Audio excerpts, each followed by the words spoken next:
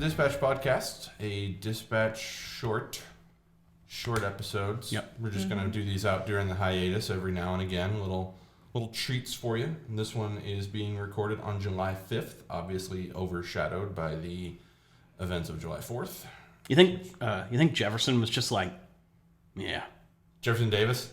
Or No, Thomas Jefferson? Thomas Jefferson. Both of them had very different experiences on July 4th and 5th. They did. Yeah. Jeff Davis woke up on July 4th and was like, what in the hell? What happened? What? Why? And you know he was mad because he started putting the H before the W. Yeah. Why? Why? What do you mean defeated Robert E. Lee? Where did Vicksburg go? And then Thomas Jefferson. Is just like, eh. I wrote that in 12 hours. That was Yeah. pretty good. Diamonds are made under pressure. Motto for grad school, motto for Jefferson. It's my argument. Boom. Nailed it. And it worked. We still think about it. It still works. Yeah, I think looking back at college, I was always best, like, with hours to go. Like, Really? Yeah.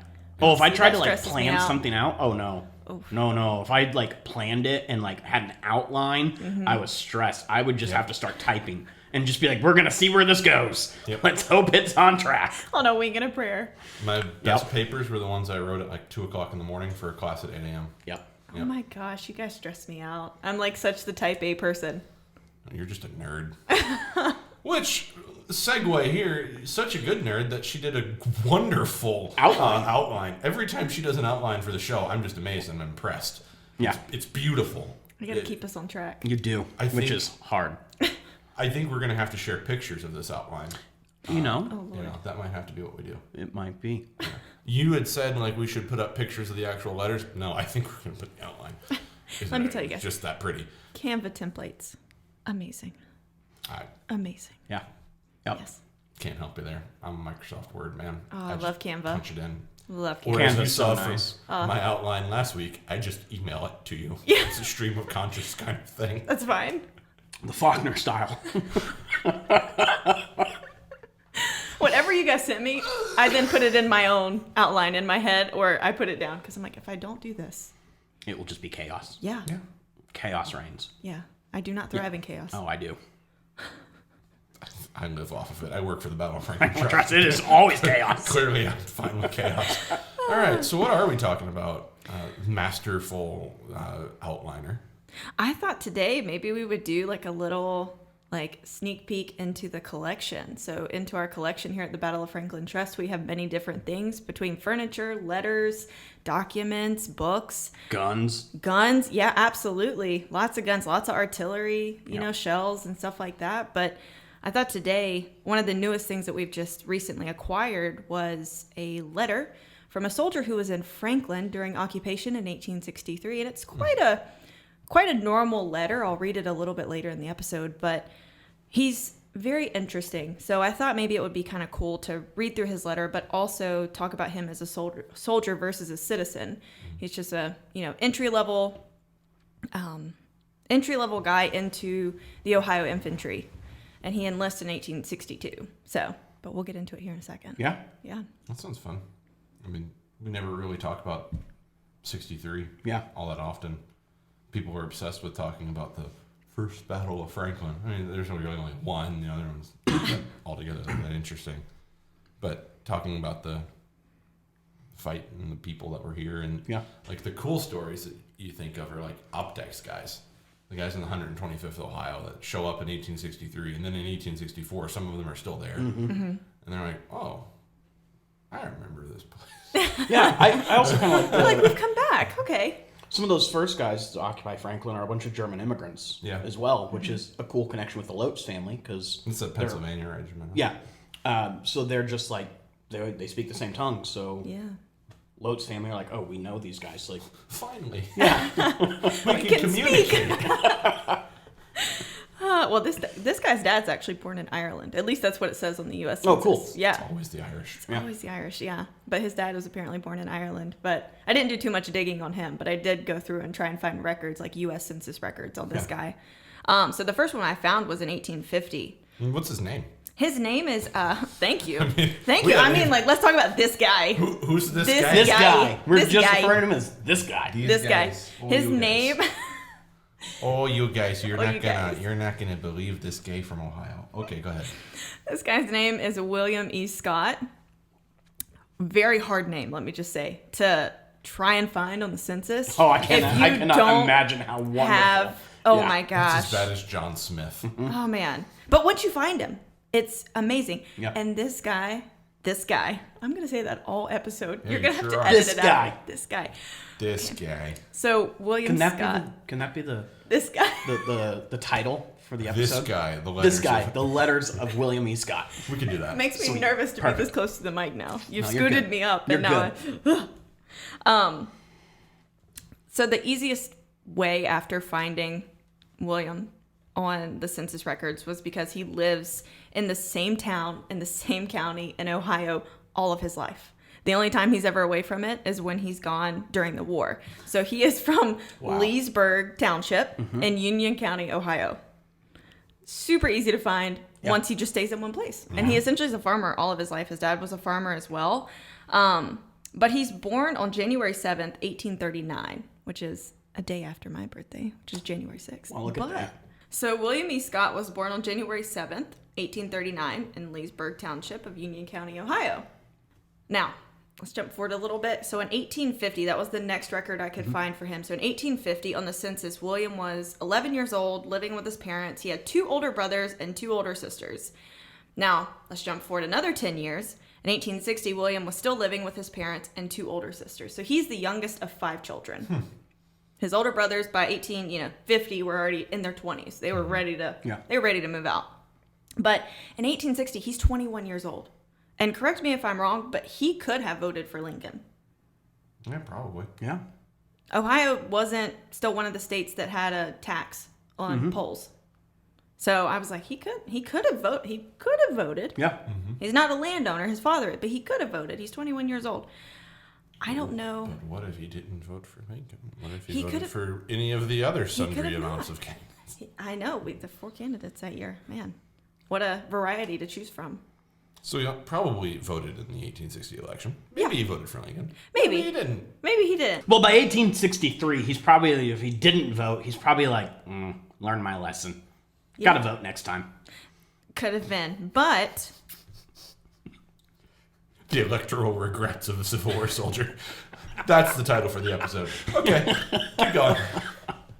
okay, so quick timeline. So in 1860, war kind of starts. We've got secession. We've talked about this last episode. But in August of 1862, specifically on the 22nd, that's when he enlists at 23 years old. William enlisted as a private into the U.S. volunteer forces, and then on September 11th, 1862, he was mustered into the 121st Ohio Infantry and Company I, and he never musters out of that. Not that I can find. He's in it until he. Well, that'd be a 3-year enlistment. So that would Yeah, so he's in it until he musters out. And he actually, interestingly enough, I'm going to jump ahead, he musters out in Washington, D.C. Because he ends his campaign, or not ends his campaign, but he goes through the Carolina campaign. And so he ends in Bentonville. Bentonville? I think that's how you say it. I should know how to say it. I'm from It's North in North Carolina. Carolina. I should know how to say it. I think it's in Johnston County, North Carolina. But As I watched 1776 last night, I thought of you every single time North Carolina was asked to vote, and they said, North Carolina respectfully cedes to see what South Carolina will do. We had friends over last night for the 4th of July. Did you watch 1776 the musical? No. Like every true patriot? is No, supposed you to? know what we watched? I should have watched The Patriot. No. We watched H2O, Just Add Water, Oh, my gracious. from the 90s, the That is- Australian yeah. Nickelodeon show about mermaids. Yeah. Yeah, it was. I wanted to watch The Free State of Jones. They did not. Oh, yes. It's okay. I was the only one watching 1776 in a house of 5. So, Yeah. Yeah. It's fine. It's fine. Yeah. All right. Okay, back to it. So, a keynote of William's time in the military was his station in Franklin, Tennessee, during U.S. military occupation after the fall of Fort Donelson, and then essentially the city of Nashville falls in 1862 early. But he was here. He wrote this letter in March of 63. So specifically, he writes it in March 16th of 1863. Would we like to read it? Yeah. I'm actually going to ask Joey to read it. It's because I'm the only one of the three of us that can read. Yes, because I will be dyslexic. All right. So here's the letter. It is dated March the 16th, 1863. Camp at Franklin, Tennessee. Dear mother and sisters, it is with pleasure that I take my pen in hand to write to you a few lines once more in answer to your kind letter of the 4th that came in safe to hand on the 15th, and we was glad to hear from you, but was sorry to hear that mother's health is so poor.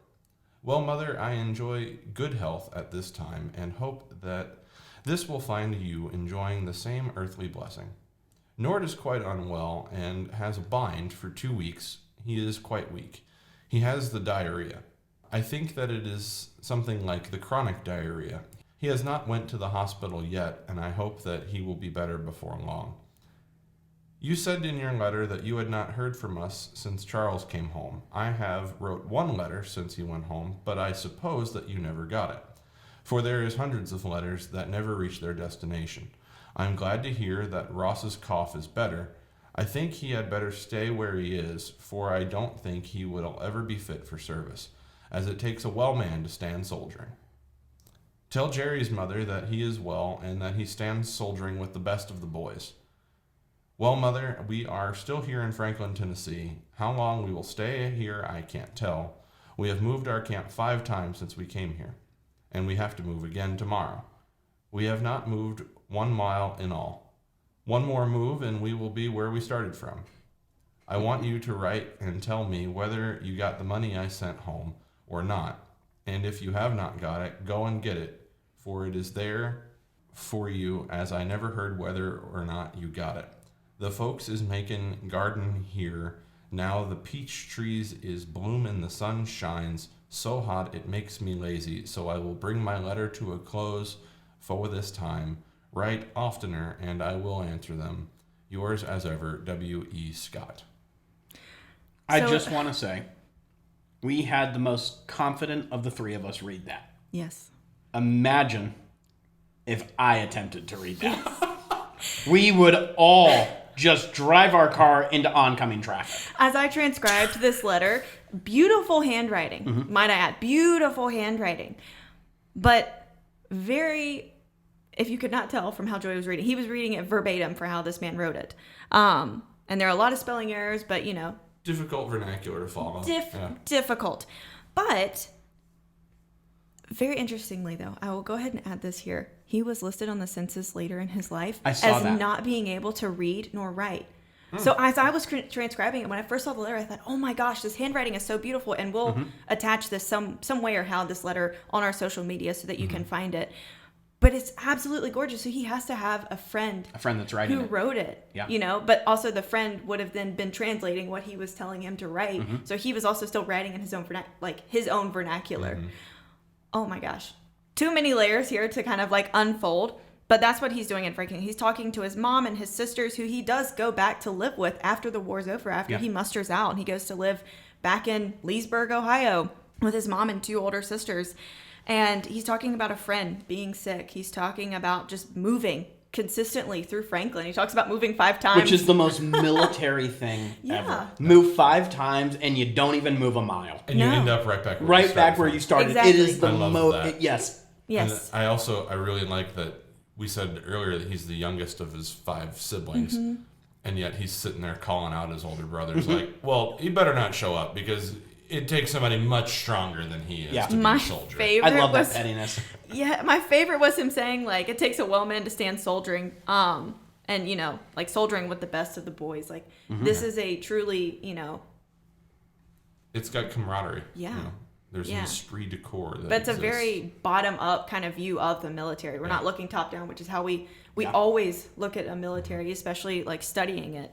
So let's think about where he's been so far by this point. Yeah, absolutely. So he's in the defense of Cincinnati. He fights at Perryville, and he's participant in the Tullahoma campaign. Fights in the Battle of Chickamauga. He's at the Siege of Chattanooga. He's at the Battle of Lookout Mountain, Missionary Ridge, the Atlanta campaign. Fights through Resaca. He's at the Battle of Kennesaw Mountain, the Battle at Peachtree Creek, which is Hood's first day on the job, the Siege of Atlanta. He's in the Battle of Jonesboro, which is essentially the Battle of Atlanta, Sherman's march to the sea, he participates in the campaign, and then he's finally at the last full battle, the Battle of Bentonville, which is, as I like to call it, the who's who of Confederate generals, because they all come out of the woodwork. I mean, Bragg is there, Hardee is there. Yeah. You know, they got the gang back together. Yep. You know, and I wonder if like. Would you call that their farewell concert? Yes, absolutely. Nice. But I wonder if after the war, I wonder if this guy was just like, I saw enough. I'm gonna go home. Yeah. Going back home to Leesburg. Yeah, goes Honestly, home. he He's like, just went I've home. seen it all. I'm gonna go home. He just went home. Yeah. One interesting thing I will say before we move on, his specific regiment actually follows Forrest into like the Alabama area, like as he starts to move after Atlanta, but they do get pulled back to rejoin Sherman. They're like, oh nope, we need you, and then that's how they get pulled, and they don't end up going to Franklin, because I thought there's so many Ohio boys here at Franklin. Like, why the heck why weren't they here? Where did this kind of, they get pulled back because they were at Atlanta, but that was then they got pulled back. Different corps. Yeah. So after the war, we talked about it. We kind of led into it here, but after the war, he just goes home. He musters out in Washington, D.C. on June 8th, 1865. And then after that, he just goes home. He goes back to Leesburg. In 1870, he's listed as living with his mom and his two sisters, and he's a farmer. I almost wonder if he would have taken part in the Grand Review at the end of the war, since he's in D.C. and he must. Oh, you're right. He might have. Because that takes place in May. Yep. Yeah, he might have. Now, in 1880, he's still living with his sister, Narcissa, I want to say is her name, and then also his nephew. That's how he's listed on the census, but he's got a weird name, which doesn't really apply to this, but he's living with, a He's living with his family. Living with family, never gets married. Even when he files for his pension in 1883, there's no wife nor dependent listed whatsoever. So he doesn't actually put anything on his pension other than just himself and what regiment he was in. But in 1890, so the census burns, the U.S. Census burns in 1890, but we have his veteran schedule. Nice. I was so excited to find it. I was like, yes! And he's still living in Leesburg. Yep. I know nobody could see that. What a surprise. He's still in Leesburg. He is. He's still in Leesburg. That's the shock of a lifetime. Still in Leesburg. But the one thing that he actually, the new information that we got from that record was that he has something called, I'm probably going to butcher this pronunciation, but asthenia. It's like a wasting disease. I had to look it up because I was like, I don't know what this is. But they essentially equate it to something very similar to, it's a chronic wasting disease, very much like anemia or cancer, but it's marked by diseases of the adrenal gland. Very likely that he actually had it during the war. It was caused by something that he got during the war. There was actually a guy that was listed down from him on the 1890 veteran schedule that had, was it scurvy? I was like, whoa, okay. Some limes. Yeah, I was gonna say, dude just needs an orange. Yes, he just needs some vitamin C. A few citrus fruits. Just some vitamin C.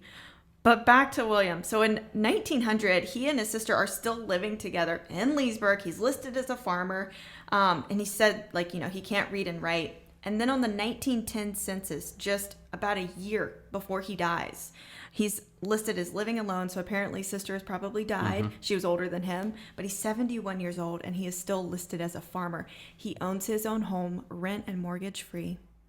And he's just kicking it in Leesburg. He dies in Leesburg in Union County, Ohio on February 11th, 1911 at 72 years old. He lived alone at that time. He never marries, never has children. But this is a great look at, if you want to look at veteran affairs after the war, I mean, this guy is a great kind of case study. It's a little micro history into what just the average soldier, he was a private day one, and then also, his last day in the military. So if you want to learn more about just veteran affairs after the war, you can read Sing Not War by James Martin. Or you can also pick up Brian Matthew Jordan's Marching Home, Union Veterans and Their Unending Civil War. Both of those talk about, a guy like William Scott's probably just a great case study for both of those books. Yeah. So, Bill, you have work to do. Got it. Try to get those by the time this goes live. If you're also interested in just average soldiers, just reading their letters and stuff like that, you can find, just the average soldier stuff a lot through your public or your local history organization. A lot of them have them, even the town archives. Even Even go on our our website. website. Yeah, If you go even to our website has them. boff.org/learn, you can find soldiers in Franklin, and we have bios on countless U.S. and Confederate soldiers. And even in some of those, we've got their letters in there Yeah. too. Yeah. And like I mentioned, we will try and post this letter, the scan of his letter. Yeah, 'Cause definitely. it's great. Well, I think that was a fun little short Yeah. for anybody that was having withdrawals from not being able to listen to the dispatch. I don't know that such a condition exists, but we helped. We did. We did our good deed We for the helped day. scratch that itch. It's day right there. It's a day. All right. Well, anything else? No. No? No, I think we're good. I think we're good. All right. Well, thanks for listening to Dispatch, and we'll catch you next time.